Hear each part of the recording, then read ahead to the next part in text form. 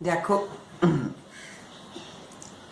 দেখো আজকে আমরা ফল সংরক্ষণের যে সমস্ত পদ্ধতিগুলো আছে সেইগুলো কিন্তু ফলকে কিভাবে সংরক্ষণ করা হয় সেইগুলো কিন্তু আজকে আমরা পড়ব।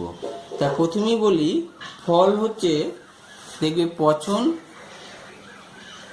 পচনশীল বা অপচনশীল দুটোই হতে পারে। ফল কিন্তু উভয় প্রকার কিন্তু ফল পচনশীল হতে পারে বা অপচনশীল হতে পারে। ভারতবর্ষে বিভিন্ন ঋতুতে দেখবে বিভিন্ন ধরনের ফল পাওয়া যায়।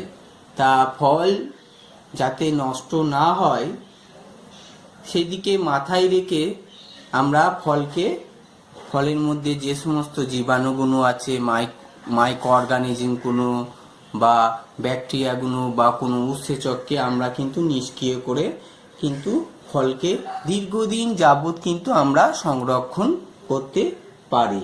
এই ফল যে নষ্ট হয়ে যায় বা বিনষ্ট হয়ে যায়, কি কি কারণে নষ্ট হয়ে যায়?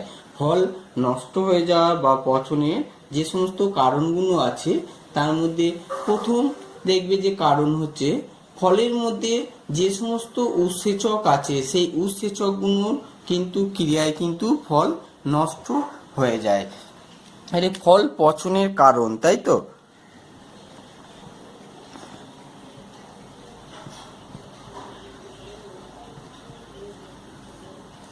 এক নম্বর কি, ফল মধ্যস্থ যে সমস্ত উৎসেচকগুলো আছে সেই উৎসেচকগুলো কিন্তু মাধ্যমে ফল খুব সহজেই কিন্তু নষ্ট হয়ে যায়। এছাড়া যে সমস্ত কারণগুলো আছে দেখবে ভৌত পরিবর্তন। কি হচ্ছে ভৌতর মধ্যে ফিজিক্যাল যে পরিবর্তন হচ্ছে, কি পরিবর্তন হচ্ছে? আঘাতজনিত। এই নরম ফল বাইরে থেকে যদি কোনো কারণে আঘাত করে ফলে ফল খুব সহজে নরম হয়ে যায় এবং সেই ফলটা কিন্তু খুব সহজে তাড়াতাড়ি নষ্ট হয়ে যায় এবং সেই ফলটা কিন্তু খাবার পক্ষে অনুপযুক্ত হয়ে যায়। আরেকটা কি হচ্ছে, বিভিন্ন যে সমস্ত ফল বিভিন্ন উষ্ণতায় উৎপন্ন হয়েছে তার থেকে কম তাপমাত্রায় সেই ফলগুলো রাখলে সেগুলো কিন্তু খুব সহজেই নষ্ট হয়ে যায়। শৈত্যজনিত আঘাত বা হিমাঘাত এইগুলো করলে কিন্তু এই ফল কিন্তু নষ্ট হয়ে যায়। এছাড়া ফল কিসের দ্বারা, বিভিন্ন জীবাণু আক্রমণের দ্বারাও কিন্তু ফল খুব সহজেই নষ্ট হয়ে যায়। ছত্রাক, ভাইরাস, ব্যাকটেরিয়া প্রভৃতি জীবাণু দ্বারা সংক্রমণের কারণে মোস্ট, ইস্ট প্রভৃতি ছত্রাক জীবাণু কিন্তু বংশ বিস্তার করে ফলকে খুব সহজেই কিন্তু নষ্ট করে, আক্রমণ করে। কিন্তু নষ্ট হয়ে যাওয়ার পর সেই ফল কিন্তু খাবার অযোগ্য হয়ে ফেলে। এছাড়াও কিন্তু বিভিন্ন রকমের কিন্তু যে সমস্ত কীট পতঙ্গ আছে সেই কীট পতঙ্গে আক্রমণে কিন্তু ফল খুব সহজেই কিন্তু নষ্ট হয়ে যায়। ইঁদুর, রডেন্ট, এই সমস্ত আরশোলা, এই সমস্ত যে সমস্ত কীট পতঙ্গ আছে সেই কীট পতঙ্গের কিন্তু ফল খুব সহজেই কিন্তু নষ্ট হয়ে যায়। এছাড়াও ফলকে নষ্ট হয়ে যাওয়ার আর যে সমস্ত কারণগুলো আছে তার মধ্যে যেমন হচ্ছে রাসায়নিক পরিবর্তন। যেমন ফল তার নিজের জীবনকালের শেষ ভাগ এলে ধ্বংসকারী যে সমস্ত উৎসেচকগুলো সক্রিয় হয়ে ওঠে এবং অপচিতিমূলক রাসায়নিক বিক্রিয়া শুরু হয়। তার ফলে কি হচ্ছে, ফল খুব সহজেই নষ্ট হয়ে যায়, সেই ফল খাবার পক্ষে অযোগ্য হয়ে ওঠে। এরপর আমরা দেখবে তাহলে ফল সংরক্ষণে আমরা যে সমস্ত কারণগুলো পেলাম, কি কারণে ফল নষ্ট হয়ে যাচ্ছে। একটা হচ্ছে উৎসেচকের প্রভাব, বিভিন্ন যে উৎসেচকের প্রভাব। 2 নম্বর হচ্ছে রাসায়নিক পরিবর্তন।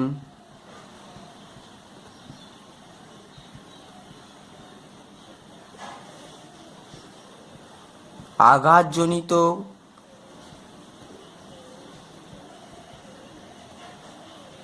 কারণ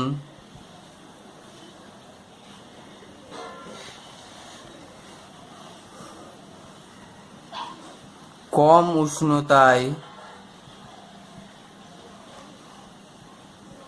উষ্ণতাজনিত আঘাত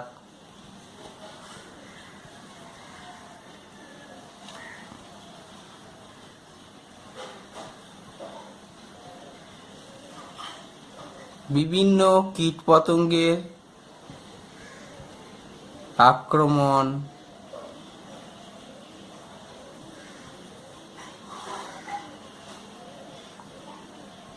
ছত্রাক, ভাইরাস, ব্যাকটেরিয়া, জীবাণুর আক্রমণ,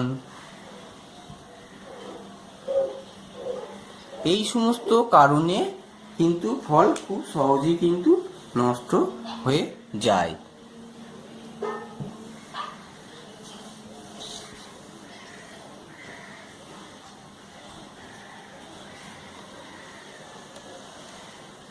এরপর দেখবে আমরা যেটা করব, ফল সংরক্ষণের যে সমস্ত পদ্ধতি, এই সমস্ত জিনিসের হাত থেকে ফলকে কিন্তু সংরক্ষিত করার জন্য আমরা যে সমস্ত পদ্ধতিগুলো অবলম্বন করি, সেই সমস্ত অবলম্বন করে সেই ফলকে কিন্তু আমরা দীর্ঘদিন যাবৎ সংরক্ষণ করা যায়। প্রথমে যে পদ্ধতিটা বলছি, ভূগর্ভস্থ কাক্ষিক তাপমাত্রায় সংরক্ষণ।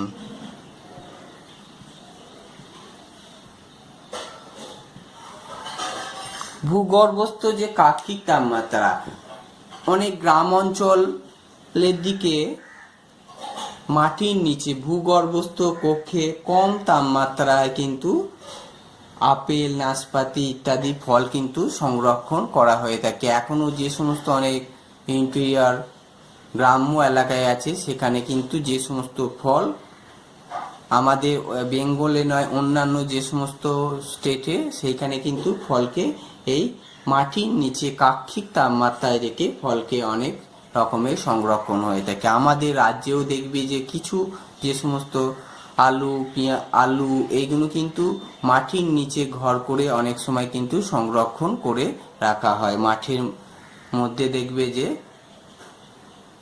ঘর করে, সাধারণত গোলা করে সেখানে রেখে, হুগলি সাইডে বেশি কিন্তু দেখতে পাওয়া যাবে এই যে আলুগুলো যে সমস্ত সংরক্ষণ করে কিন্তু রাখা হয়। এরপর হচ্ছে শীতলীকরণ। এই শীতলীকরণ হচ্ছে এই শীতলীকরণ একটা বাণিজ্যিক পদ্ধতি ফল সংরক্ষণের। এই শীতলীকরণ বাণিজ্যিক পদ্ধতি, এটা শীতলীকরণ সাধারণত ঘরোয়া পদ্ধতি। এখানে হাউস হোল্ড মেথডের মাধ্যমে ফলকে কিন্তু সংরক্ষণ করা হয়। এখানে ঘরের মধ্যে রেফ্রিজারেটর, যাকে ফ্রিজ বলছে, সেই রেফ্রিজারেটরের মধ্যে ফলকে সংরক্ষণ করা হয়ে থাকে। রেফ্রিজারেটর রাখার আগে ফলগুলিকে কিন্তু চিকচিকির প্যাকেটে মুড়িয়ে রাখলে কিন্তু সেই ফল কিন্তু দীর্ঘদিন যাবত কিন্তু ভালো থাকবে। এরপর দেখবে ফল সংরক্ষণে আমরা যে বাণিজ্যিক পদ্ধতি ব্যবহার করা হয়, সেই পদ্ধতিটা হলো কি, আমরা হিমঘরে সংরক্ষণ করি, কোল্ড স্টোরেজে যেগুলোকে। এই ফল সংরক্ষণ একটা ব্যবসায়িক পদ্ধতি বা বাণিজ্যিক পদ্ধতি। এক্ষেত্রে ফল সংরক্ষণের জন্য ফলকে হিমাঙ্কের ঠিক ওপরের তাপমাত্রায় রেখে দীর্ঘদিন ভিত্তিতে ফলকে সংরক্ষণ করা হয়। ফলকে কি হচ্ছে, ফলের যে হিমাঙ্কের নিচে তাপমাত্রায় ফলকে কিন্তু রেখে দেওয়া হয়, -ডিগ্রি, -0, -20, -16, -40 এই তাপমাত্রায় রেখে ফলকে দীর্ঘদিন যাবৎ কিন্তু সংরক্ষণ করা হয়ে থাকে। এছাড়াও ফল সংরক্ষণে আমরা যে পদ্ধতিটা আরও যে সমস্ত দেখি, তেমন হচ্ছে শুষ্ককরণ মানে ড্রাইনেস করে দেয়া হচ্ছে।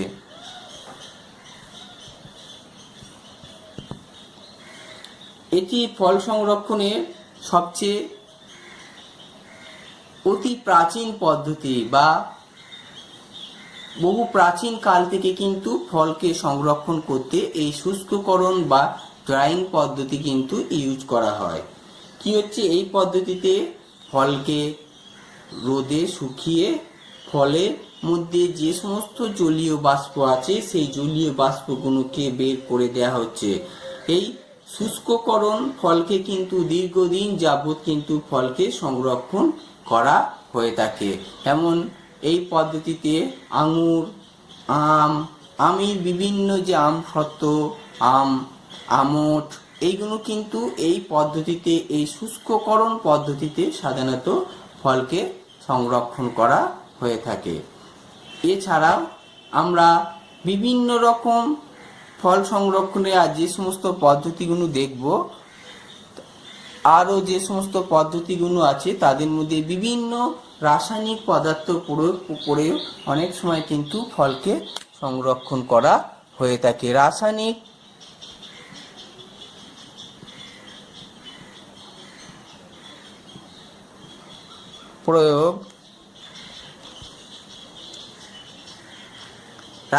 প্রয়োগের মাধ্যমে সাধারণত ছত্রাকের যে সমস্ত ইস্ট, মোল্ড, এই যে সমস্ত ছত্রাক, এই ছত্রাকের কিন্তু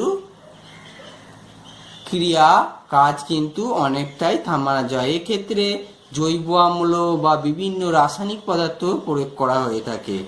যেমন হচ্ছে এই রাসায়নিক পদার্থগুলোর মধ্যে দেখবে সাইট্রিক অ্যাসিড, আমরা যেটা পাতিলেবুতে আছে সেই সাইট্রিক অ্যাসিড ব্যবহার করা হয়, অ্যাসিটিক অ্যাসিড ব্যবহার করা হয়, ভিনিগার, ল্যাকটিক অ্যাসিড ব্যবহার করা হয়, বা বিভিন্ন যে সমস্ত ফলের ক্ষেত্রে সাদা ফল, এই সমস্ত ক্ষেত্রে সোডিয়াম বেঞ্জোয়েট, তারপর ক্যালসিয়াম প্রোপিনেট, বোরিক অ্যাসিড, প্রত্যেকটি এই রাসায়নিক পদার্থ বা কেমিক্যাল প্রিজারভেটিভ সাধারণত ইউজ করা হচ্ছে বিভিন্ন আচার প্রস্তুতির ক্ষেত্রে। এক্ষেত্রে citric acid, vinegar, lactic acid এইগুলো সাধারণত ব্যবহার করা হয়ে থাকে। এর মাধ্যমে ফলকে দীর্ঘদিন যাবৎ কিন্তু সংরক্ষণ করা হয়। দেখবে তোমরা অনেক সময় যে আচার প্রস্তুতির ক্ষেত্রে সাধারণত এই যে সাইট্রিক অ্যাসিড বা অ্যাসিটিক অ্যাসিড, ভিনিগারের কথা বলছি, সেইগুলো কিন্তু ইউজ করা হয়। কারণ হচ্ছে নালে দেখবে যে এই যে ছত্রাক বা ইস্ট বা মোল্ড যেগুলো বলছি, কারণ সে আচারের ওপরে দেখবে ছত্রাক টাইপের কিন্তু ছাতা ধরে যায়। সেই জন্য আচার প্রস্তুতি করার সময় এই কেমিক্যাল, সেই রাসায়নিক প্রিজারভেটিভস বা রাসায়নিক পদার্থ কিন্তু প্রয়োগ করা হয়ে থাকে।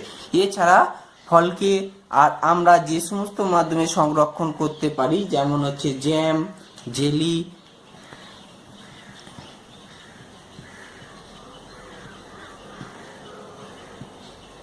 জ্যাম ও জেলি প্রস্তুতিতে সাধারণত আমরা ফলকে সংরক্ষণ করতে পারি। জ্যাম ও জেলি প্রস্তুতির ক্ষেত্রে ফলকে আমরা দীর্ঘদিন, কেমন জ্যাম জেলি, কারণ এই ফলের যে শাঁস সংগ্রহ করে তাকে ফুটিয়ে আমরা লেই প্রস্তুত করি প্রথমে, পরে এর সাথে কিন্তু চিনি যোগ করে সাধারণত আমরা মিশ্রণটি উত্তপ্ত করি। মিশ্রণটি যখন গাঢ়, তার ঘনত্ব বেশি, তাহলে কি হচ্ছে, যখন এই মিশ্রণটাকে উত্তপ্ত করা হচ্ছে, সেই মিশ্রণটা যখন চটচটে আকার ধারণ করছে, ফলে কি হচ্ছে, তার ঘনত্ব বেশি থাকছে। তারপর তাপ প্রয়োগ তখন বন্ধ করে তাকে শীতল করা হচ্ছে। এইভাবে কিন্তু জ্যাম ও জেলি প্রস্তুত করা হচ্ছে। এই জ্যাম জেলি প্রস্তুত করতে গিয়ে আমরা প্রথমেই দেখবে যে দেখেছি শাঁস সংগ্রহ করতে হবে, তারপর তার সাথে চিনি যোগ করতে হবে। এই শাঁস আর চিনি যোগ করে মিশ্রণটিকে উত্তপ্ত করে ফুটাতে হবে। তা এই জ্যাম ও জেলি প্রস্তুতিতে যে শাঁস আর হচ্ছে চিনি এর অনুপাত পরীক্ষার সময় ম্যাক্সিমাম পড়ে, শাঁস ও চিনির অনুপাত 9:11 সাধারণত থাকা দরকার, নালে কিন্তু গাঢ়ত্ব ঠিকঠাক আসবে না বা তার ঘনত্ব ঠিকঠাক আসবে না, লেই ঠিকঠাক পরিষ্কার। এই প্রস্তুতিতে জ্যাম ও জেলি প্রস্তুত করে এরপর যে বোটলিং পদ্ধতিতে ওই জ্যাম ও জেলি সংরক্ষণ করা হয়। এইভাবে ফলের জ্যাম ও জেলি একটি জনপ্রিয় কিন্তু পদ্ধতি। বোতলে ভরে তাকে গ্যাস ভ্যাকুমের মাধ্যমে সেই ফলকে আমরা দীর্ঘদিন যাবৎ জ্যাম ও জেলি আকারে সংরক্ষণ করতে। এরপর আমরা যেটা দেখব স্কোয়াশ পদ্ধতি। এই ফলকে সাধারণত আমরা স্কোয়াশ পদ্ধতিতে সাধারণত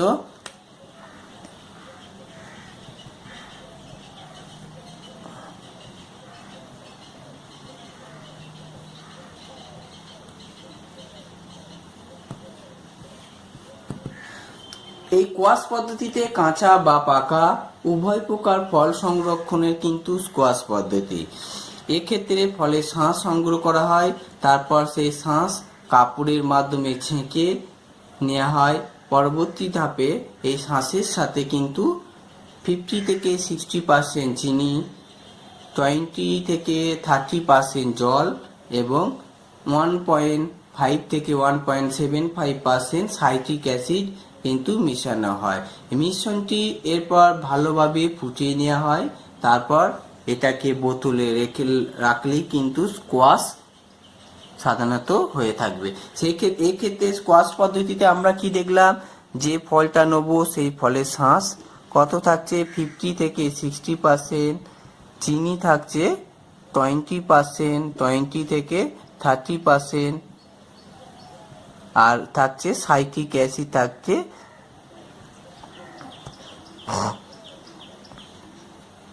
1.5 থেকে 1.75%। এই অনুপাতে রাখলে কিন্তু সংরক্ষণ করা হয়ে থাকে। এছাড়াও কিন্তু আমরা ফল সংরক্ষণের ক্ষেত্রে আমরা বিভিন্ন ফলের কিন্তু আচার প্রস্তুতি করতে সাধারণত ফলকে আমরা সংরক্ষণ করে থাকি। সাধারণত